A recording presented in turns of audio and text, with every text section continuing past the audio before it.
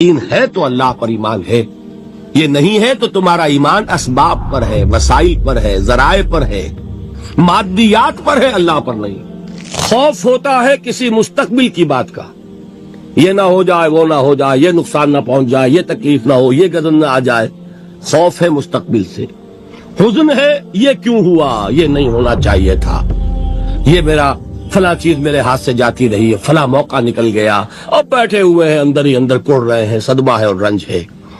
اور جو اللہ پر ایمان رکھتا ہے وہ جانتا ہے کوئی تکلیف کوئی مصیبت نہیں آ سکتی سوائے اس کے کہ جو اللہ نے لکھ دی ہو۔ اب دیکھیے ایمان کہہ دینا آسان ہے، ہوا معکم اینما کنتم، جہاں کہیں بھی تم ہوتے ہو اللہ تمہارے ساتھ ہوتا ہے، لیکن اس کا یقین قائم ہو جائے تو زمین و آسمان کا فرق واقع ہو جائے۔ یہی بات ہوئی حضور کے ساتھ۔ غار ہے، چھپے ہوئے ہیں محمد رسول اللہ اور آپ کے وہ یار غار ابو بکر صدیق رضی اللہ تعالی عنہ۔ اقبال نے حضرت ابو بکر کی شان میں چند اشعار کہیں صرف، لیکن واقعہ یہ ہے کہ بھاری بھاری نظموں پر اور قصیدوں پر بھاری ہے، طویل ترین نظمیں اور قصیدے ہوں ان پر بھاری ہے۔ ہمت ابو بکر کی ہمت جو ہے، کشت ملت را چو ابر، جیسے بارش سے کھیتی اپجتی ہے، ابو بکر کی ہمت اور عزیمت اس امت کو اسی طرح سینچنے والی ہے۔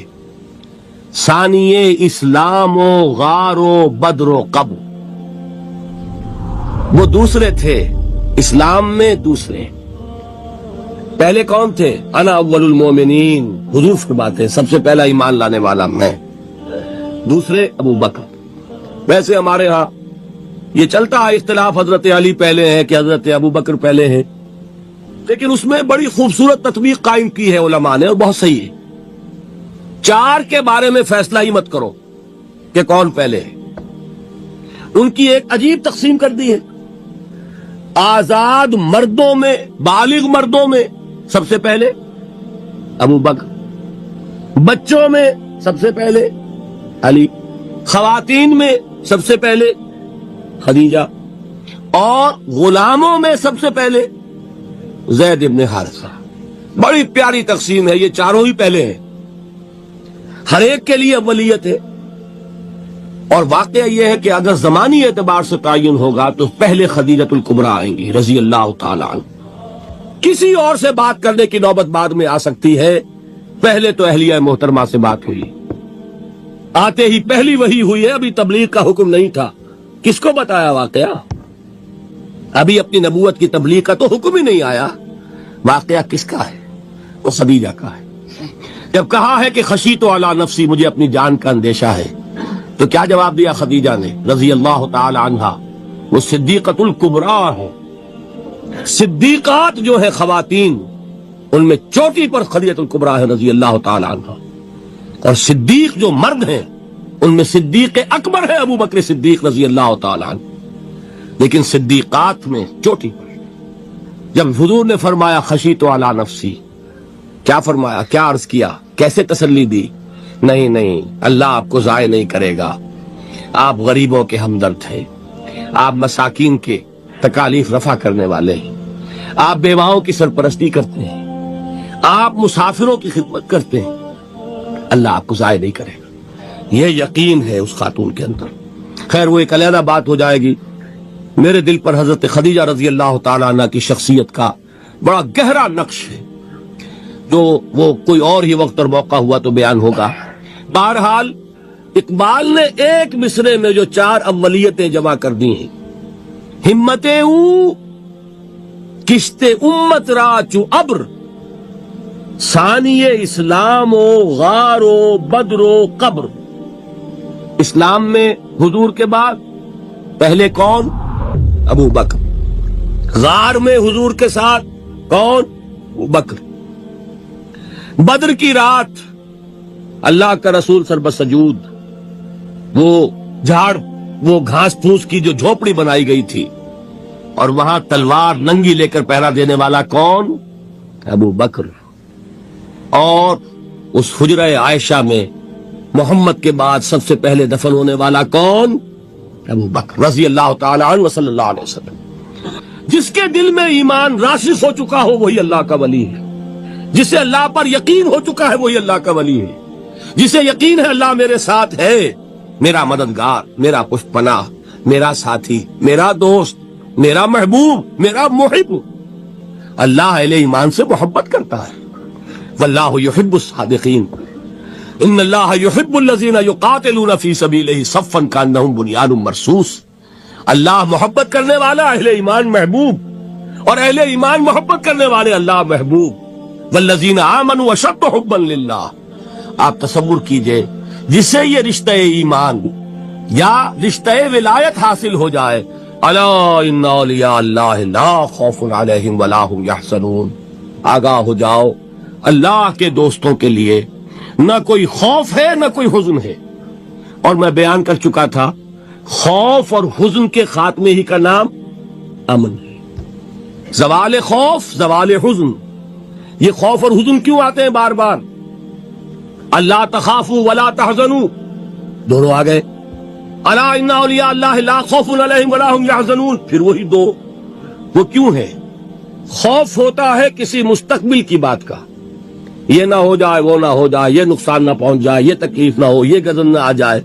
خوف ہے مستقبل سے۔ حزن ہے یہ کیوں ہوا، یہ نہیں ہونا چاہیے تھا، یہ میرا فلاں چیز میرے ہاتھ سے جاتی رہی ہے، فلاں موقع نکل گیا، اب بیٹھے ہوئے ہیں اندر ہی اندر کڑ رہے ہیں، صدمہ ہے اور رنج ہے۔ اور جو اللہ پر ایمان رکھتا ہے وہ جانتا ہے ما اصاب من مصیبت فی الارض ولا فی انفسکم الا فی کتاب من قبل ان نبرأها ان ذلک علی اللہ یسیر لکی لا تعصوا علی ما فاتکم ولا تفرحوا بما آتاکم واللہ لا یحب کل مختال فخور۔ اس زمین میں یا تمہاری جانوں میں کوئی تکلیف، کوئی مصیبت نہیں آ سکتی سوائے اس کے کہ جو اللہ نے لکھ دی ہو اس سے پہلے کہ وہ ظاہر ہو۔ جس کو یہ حقیقت معلوم ہو گئی اس کو یہ طرز عمل اختیار کرنا چاہیے، جو چیز چھن جائے، جاتی رہے، چھوٹ جائے، اس پر افسوس نہ کرو۔ کس نے چھینی؟ دوست نے۔ دوست کے فیصلے پر شکایت، دوستی کو بٹا لگا رہے ہو، سرے تسلیم خم ہے جو مزاج یار میں آئے۔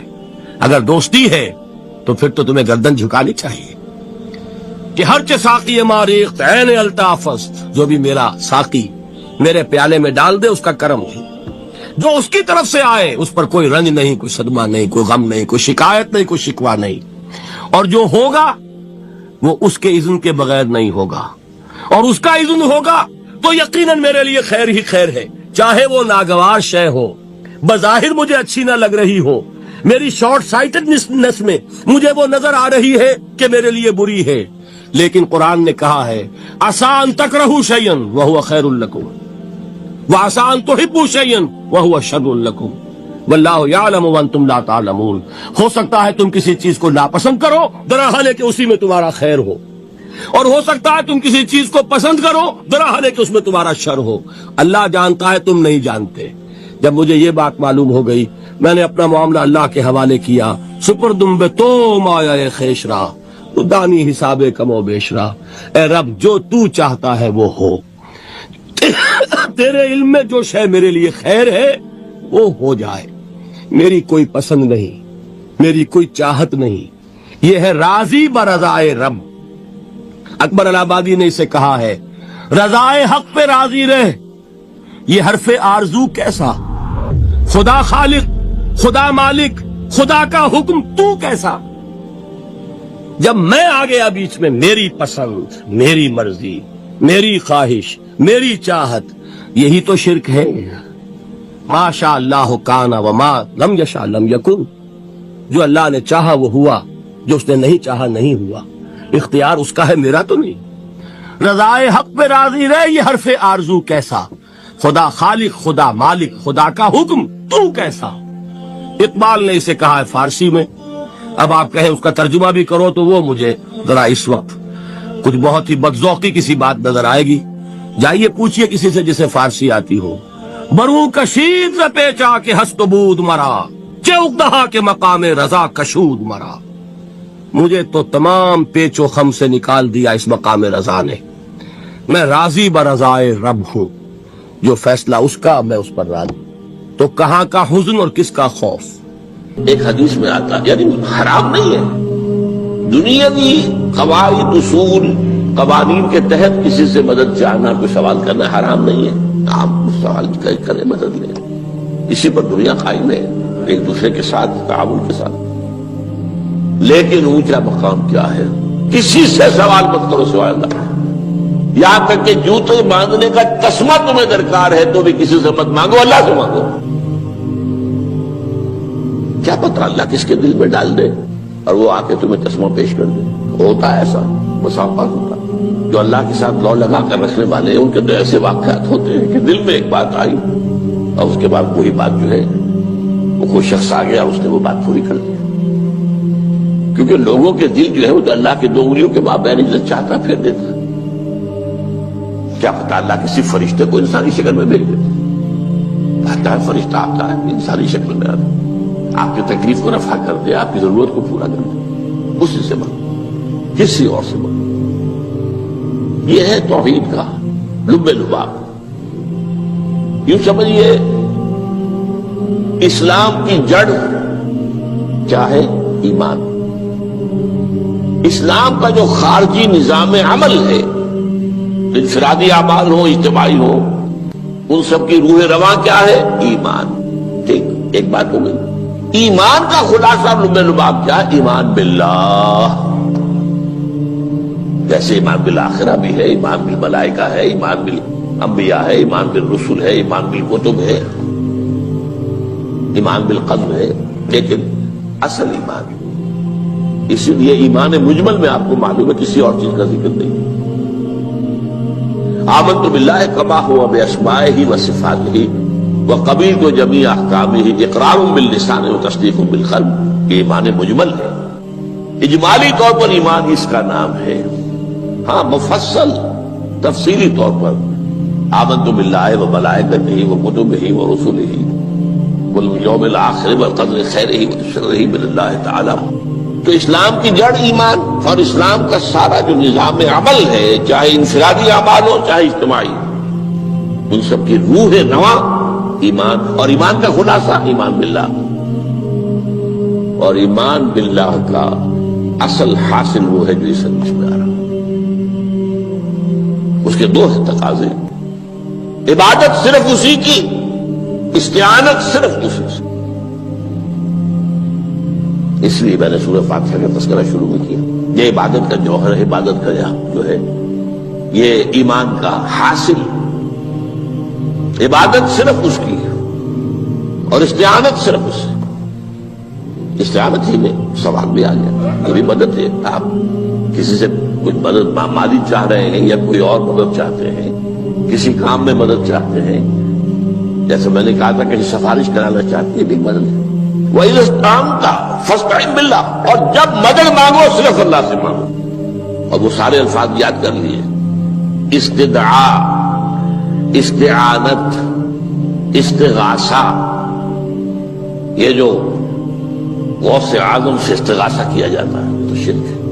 استغاثہ اللہ سے دعائی اللہ کی. اس اعتبار سے استمداد استعانت استدعاء استغاثہ یہ سب اللہ سے صرف اللہ سے. عبادت صرف اللہ. ایاک نعبد اور استعانت صرف اللہ سے. مانگو صرف اللہ سے. مدد طلب کرو صرف اللہ سے. اور جان لو اگر تمام لوگ جمع ہو کر تمہیں کوئی فائدہ پہنچاؤ جائے نہیں پہنچا سکتے الا بشیء قد كتب اللہ لک وان اجتمعوا على ان يضروك بشيء لم يضروك الا بشيء قد كتب اللہ علیک. اگر سب مل کر چاہیں تمہیں کوئی نقصان پہنچا دے نہیں پہنچا سکتے مگر وہی کچھ جو اللہ نے تمہارے لیے لکھ دیا. اب بتائیے خوف کی جڑ کٹ جائے گی کہ نہیں؟ یہ جو ایمان جو ہے یہ خوف اور حزن دونوں سے نجات دلانے والی بات ہے. جو حقیقی مومن ہے وہ اللہ کا ولی ہے. حقیقی مومن وہ اللہ کا ولی ہے. اور الا ان اولیاء اللہ لا خوف علیہم ولا هم يحزنون. یہ اولیاء اللہ کو علیحدہ مخلوق نہیں ہے. کوئی ان کے سر پہ سینگ نہیں ہوتے انسان ہی ہوتے ہیں. لیکن حقیقی معنی میں مومن ان اعتبارات سے جو آج ہم پڑھ رہے ہیں ایمان اس درجے کا پہنچ گیا تو اللہ کا ولی ہے. یہ ہے وہ اللہ کا علم، اس میں ہر شے لکھ دی گئی، اس کی قلم اٹھا لیے گئے. جیسے آپ کو معلوم ہے امتحان ہوتا تھا، 3 گھنٹے ختم ہو گئے، اسٹاپ رائٹنگ، بس اب قلم رک جانا چاہیے. وہ قلم تو تقدیر کا کاتب جو ہے وہ قلم اس کا اب اٹھا لیا گیا، اور جو صحیفے جن پر یہ لکھا گیا وہ خوشخبر ہو گئے. یہ تو روایت ہے جو امام ترمذی نے جس کو روایت کیا، یہ متن ان کا ہے جو ہم نے پڑھا ابھی، اور ان کا قول یہ ہے کہ یہ حدیث حسن صحیح ہے. لیکن یہی روایت اور انہی راوی سے عبداللہ ابن عباس سے رضی اللہ تعالیٰ عنہما اور بھی محدثین نے کی ہے. تو اس میں سے ایک اور متن جو ہے وہ یہاں پر امام نووی نے دے دیا ہے. احفظ اللہ تجدہ امامک، یہ تو پہلا وہ ٹکڑا تھا. وقت جاہد تھا، یہاں امامک ہے، امام مطلب ایک ہی ہے، اپنے سامنے پاؤ گے. اللہ کی حفاظت کرو، اللہ کو دل میں، اللہ کی یاد کو محفوظ رکھو، گویا کہ اللہ کو مستحضر رکھو. ذکر اللہ کے معنی کیا ہے؟ استحضار اللہ فی القلب، یہ ذکر اللہ ہے. جنہیں ہم ذکر سمجھ بیٹھے ہیں وہ ذکر کے ذریعے ہے. اقیم الصلاۃ لذکری، نماز قائم کرو میری یاد کے لیے. نماز ذریعہ ہے یاد کا. یہ علیحدہ بات ہے کہ آپ نے 17 رکعتیں بھی پڑھ لی ہو عشاء کی اور یاد آپ کو آئی نہیں کوئی. آپ تو ایک میکینیکل انداز میں جو ہے وہ اٹھک بیٹھک کر رہے ہیں اور آپ کی زبان سے کچھ بھی نکل رہا ہے، تو اس کا آپ کے شعور سے، دل کی گہرائی سے رابطہ ہے ہی نہیں، وہ ذکر تو نہیں ہوا. ہاں نماز فرض تھی، وہ ادا ہو گئی، آپ کی فرض ادا ہو گئی. تو جنہیں ہم نے ذکر سمجھا وہ ذرائع ذکر ہے. اللہ اللہ، سبحان اللہ سبحان اللہ زبان سے، یہ تاکہ اس کے نتیجے میں وہ ذکر حاصل ہو جائے. استحضار اللہ فی القلب، ذکر کے معنی ہے استحضار اللہ فی القلب. تعرف الی اللہ فی الرخاء، اور دیکھو کشادگی کے وقت میں تم اللہ کو یاد رکھو، اللہ کی طرف رجوع کیے رہو، بھول نہ جاؤ. وہ نہ ہو جو کبھی کہا تھا، بہادر شاہ ظفر کے اشعار میں سے بہت زور کا شعر ہے. ظفر آدمی اس کو نہ جانیے چاہے کتنا ہی روح فام مزکا، جسے عیش میں یاد خدا نہ رہی، جسے تیش میں خوف خدا نہ رہا. وہ ہے کشادگی کی حالت میں، جبکہ تمہارے لیے کشادگی ہے، اللہ کی طرف رجوع کیے رکھو. یعرف کا فی الشدہ، تو اللہ اپنی توجہ تم پر رکھے گا شدت کے وقت میں. تمہیں کوئی تکلیف ہے، اس تکلیف کو تم پر آسان کر دے گا.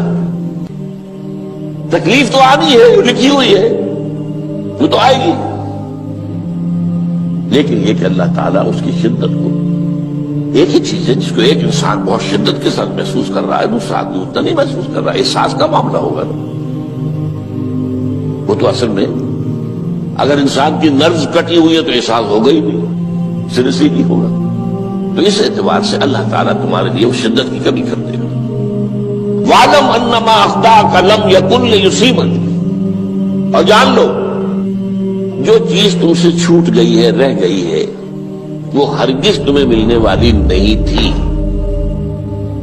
اب آپ نے کسی ملازمت کے لیے درخواست دی ہے، درخواستیں مانگی گئی ہیں، اپنی سی محنت کر لی، نہیں ملی ملازمت. اب آپ بیٹھے ہوئے افسوس میں، رنج میں، غم میں، فلاں نے یہ کر دیا، فلاں نے یہ کر دیا، وہ فلاں جو ہے بڑی تکڑی سفارش لے آیا تھا، فلاں نے رشوت دے دی. چھوڑو میں اس کو، وہ تمہارے لیے نہیں تھی. کاہے کو اپنے ذہن کے اندر یہ کھچڑی پکا رہے ہو بیٹھے ہوئے؟ خواہ آپ شاید سوء ظن میں بھی مبتلا ہو رہے ہو، کسی نے نہ رشوت دی اور آپ سمجھتے ہو کہ رشوت دی ہے اس نے. یہ ساری چیزیں جو ساری سیئات، ان کی جھٹپٹ ہے. وَعْلَمْ أَنَّمَا أَخْطَأَكَ لَمْ يَكُنْ لِيُصِيبَكَ وَمَا أَصَابَكَ، اور جو چیز تم پر آ گئی، لَمْ يَكُنْ لِيُخْطِئَكَ، ہو ہی نہیں سکتا تھا کہ وہ تم پر نہ. یہ کر لیتا تو ہو جاتا، شاید یہ کر لیتا، میں نے ٹیکا پہلے لگوا دیا ہوتا تو یہ بات نہ ہوتی. بھائی وہ جو ہونا تھا وہ ہونا تھا. اب یہ وہ چیز ہے جس سے انسان میں کیفیت پیدا ہوتی، تسلیم و رضا. ہم بھی تسلیم کی خو ڈالیں گے، بے نیازی تیری عادت ہی صحیح.